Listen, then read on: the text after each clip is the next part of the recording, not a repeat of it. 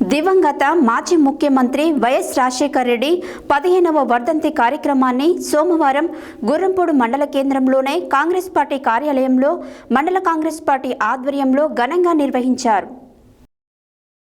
దివంగత మాజీ ముఖ్యమంత్రి వైఎస్ రాజశేఖర రెడ్డి 15వ వర్ధంతి కార్యక్రమాన్ని సోమవారం గుర్రంపూడి మండల కేంద్రంలోని కాంగ్రెస్ పార్టీ కార్యాలయంలో మండల కాంగ్రెస్ పార్టీ ఆధ్వర్యంలో ఘనంగా నిర్వహించారు.